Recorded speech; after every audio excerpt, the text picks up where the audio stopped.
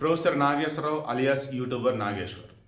ఈయన ఈరోజు అసలు ఇక నన్ను గెలికారు, నేను ఊరుకోను, యుద్ధం టీడీపీ మొదలుపెట్టింది, నేను క్లోజ్ చేస్తాను, విజయం సాధిస్తాను అన్నాడు. అసలు ఈయన ఎవరి మీద యుద్ధం చేయాలి, ఎందుకోసం చేయాలి? గణేష్ గోల్డ్ తాకట్టులో ఉన్న బంగారాన్ని విడిపించి కొనబడును. సంప్రదించండి 9966651144.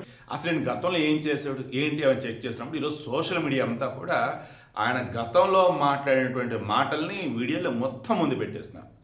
అది కనుక పరిశీలిస్తే నిన్న కానీ ఈ జనసేన వాళ్ళు అమిత్ షా ఏదో అడిగితే అమిత్ షా అలా కాదు ఎలా అని చెప్పాడని, జగన్ ఆకాశానికి ఎత్తాడని చెప్పేసి ఈయన అంటూ నాకు జనసేనలో కీలకమైన నాయకుడు చెప్పాడంటూ అన్నాడు కదా. ఇప్పుడు అదే వేళ ఒక వీడియో వైరల్ అయింది.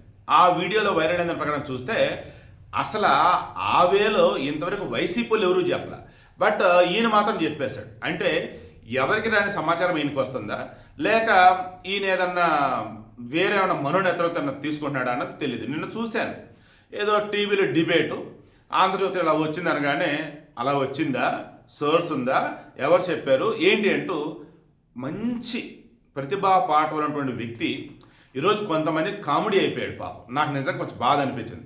బట్ ఈరోజు ప్రొఫెసర్ నాగేశ్వరరావు గారిని మరలా ఆయన స్థాయిని పెంచే విధంగా ఆయన కొన్ని నిమిషాలు గుర్తు చేయబోతున్నా. ఏ రకంగా ఆయన చేయాల్సిన యుద్ధం ఎవరి మీద, ఆయన బయట పెట్టాల్సిన నిజాలు ఏంటి, అవన్నీ కూడా సింపుల్గా వీడియోలో చెప్తాం. ముందైతే అమరావతి ఉంది కదా, 2019కు ముందట అమరావతి అసలు జగన్కి సస్యమే ఇష్టం లేదట. కేవలం ఆ రోజు ఉన్నటువంటి యనమల రామకృష్ణుడు, అచ్చెన్నాయుడు, కొల్లూరు రవీంద్ర, టీడీపీ వాళ్ళు ఎవరైతే ఉన్నారో మంత్రులు, వీళ్ళంతా జగన్ సెంటర్ చేసి చుట్టూతా చేరి చెప్పు చెప్పు చెప్పు చెప్పు అంటూ ఉంటే అప్పుడు అమరావతికి ఓకే చెప్పాడట జగన్మోహన్ రెడ్డి. అంటే వైసీపీ వాళ్ళు ఆ రోజు అమరావతికి ఓకే చెప్పలేంటే కదా. అంటే అక్కడ ఇప్పుడు మావిగన్ అంటే ఏదైతే పాట పాడుతున్నాడో అది కూడా ఇష్టం లేనట్టే కదా. ఒకవేళ మావిగన్ అని అనుకుందాం, ఓకే, మచిలీపట్నం, విజయవాడ, తర్వాత గుంటూరు ఇక్కడ కూడా చూసుకుంటూ ఉన్నా కానీ ఆల్రెడీ అన్నీ డెవలప్ అయ్యి ఉన్నాయి కదా, మళ్ళీ కొత్త ఇల్లు వచ్చేది ఏంటిది? సో ఇప్పుడు ఈయన నాగేశ్వర్ చెప్పాలి, ఆ రోజు జగన్మోహన్ రెడ్డి ఈయనకి చెప్పాడా నాకు అమరావతి అంటే ఇష్టం లేదు, చుట్టూ టీడీపీ వాళ్ళు చేరి నన్ను బలవంత పెడితే నేను చెప్పానని చెప్పేసి ఆయన చెప్పాడా బయట పెట్టాలి.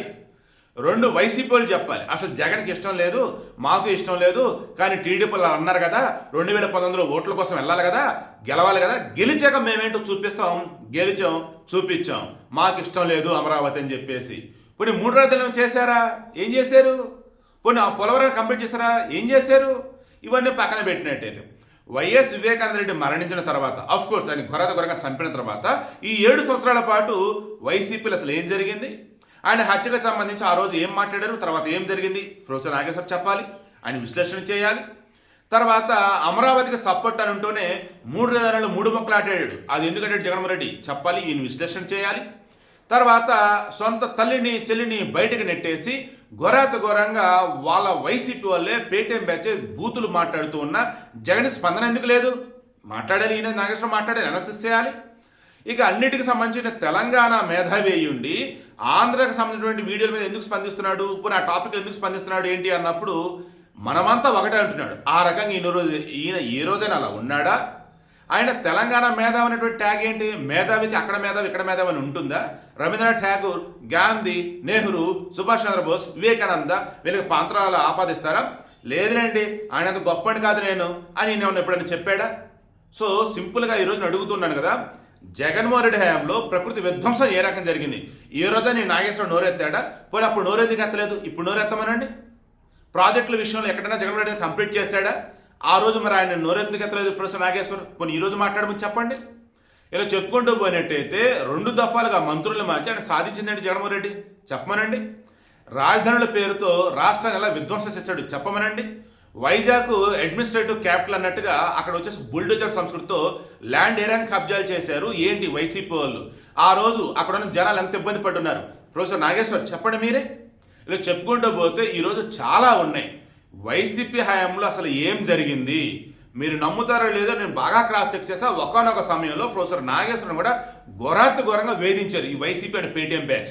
ఆ రోజు ఆయన ఓపెనింగ్గా చెప్పాడు, ప్రశ్నిస్తే ఇలా వేధిస్తారా అంటూ. మరి అక్కడ సైలెంట్ అయిపోయాడు.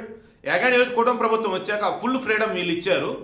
దాంతో ఎగాని ఆయనకు వాక్ స్వాతంత్రం గుర్తు వచ్చి, రాజ్యం కల్పించిన హక్కులు గుర్తు వచ్చి ఏకంగా కల్పితమైనటువంటి గాథలని, కల్పితమైన కథలని, కల్పితమైన మాటలు తీసుకొచ్చి ఈ రకం మాట్లాడుతున్నాడు అని చెప్పేసి టీడీపీ జనసేన పోస్టుల మీద పోస్టులు పెడతా ఉన్నారు.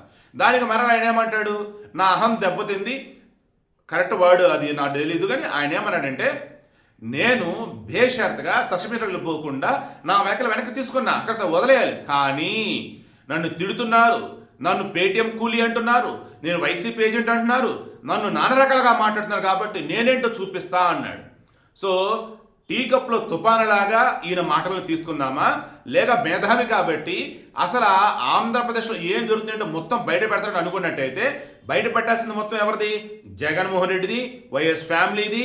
2019-20 మధ్య వైసీపీ పరిపాలనలో జరిగిన ఘోరాలు, విధ్వంసాలు ఇవన్నీ కూడా ఇలా చెప్పుకుంటూ పోతే ఎన్నో అరాచకాలకు సంబంధించి కళ్ళ ముందు కనిపిస్తున్నటువంటి ఆనాటి యొక్క జ్ఞాపకాలు, చేదు జ్ఞాపకాలకు సంబంధించి ఈయన అనలైజ్ చేయాలి. అప్పుడు ఈయన మరల ప్రొఫెసర్ నాగేశ్వర అంటారు, యుద్ధం ఏదైతే ఈయన మొదలు పెట్టాడో ఆ యుద్ధంలో విజయం అనేది ప్రజలది అవుతుంది ఎప్పుడు? వైసీపీ యొక్క చీకటి కోణాలన్నీ కూడా బయట పెట్టినప్పుడు.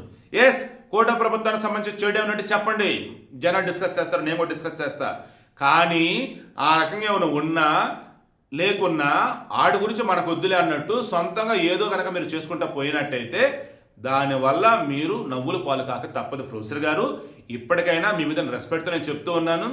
రియాలిటీకి దగ్గరగా 2019-20 మధ్య ఏం జరిగింది, 24 తర్వాత ఏం జరుగుతుంది, ఇవి మాట్లాడండి. ఖచ్చితంగా మీ క్రెడిబిలిటీ మరలా మీకు దక్కడం ఖాయం. ఒక రకంగా జగన్మోహన్ రెడ్డి అసెంబ్లీలో చెప్పిన మాట నిజమే, నేను పూర్తిగా మనస్ఫూర్తిగా మద్దతు ఇస్తున్నాను. అది వాస్తవంగా ఆ తెలుగుదేశం పార్టీ మంత్రులంతా ఒక్కసారిగా జగన్పై ఎగబడి ఆయన చేత అనిపించారు. ఒక రకంగా మీరు ఆ రోజు అసెంబ్లీ చూస్తే ఒకవైపు నుంచి దేవినేని ఉమా, మరోవైపు నుంచి కాలువ శ్రీనివాస్, ఒకవైపు నుంచి యనమల రామకృష్ణుడు, ఒక నుంచి అచ్చెన్నాయుడు, మామూలుగా ఎగిరేవారు కాదు కదా. పాత అసెంబ్లీ మనకు గుర్తుంది కదా. ఇప్పుడు ఎలాగైతే చంద్రబాబు నాయుడు మీద వైసీపీ వాళ్ళు ఎగురుతున్నారో, అంబటి రాంబాబులు, రోజాలు వీళ్ళంతా ఎగురుతున్నారో, అప్పుడు వాళ్ళు కూడా ఎగిరేవారు ఇలాగే. సో అందువల్ల అప్పుడు ఒక రకంగా జగన్మోహన్ రెడ్డిని అష్టదిగ్బంధనం చేశారు. నువ్వు అమరావతికి మద్దతు ఇస్తావా ఇవ్వవా సంగతి అని తేల్చని ఆయనకు తుపాకీ సూటిగా ఇక్కడ పెట్టి అమరావతి అని అనిపించారు. సో అన్న తర్వాత తనకు అవకాశం వచ్చింది, ఇప్పుడు తాను చేయదలుచుకున్నది చేస్తున్నాడు.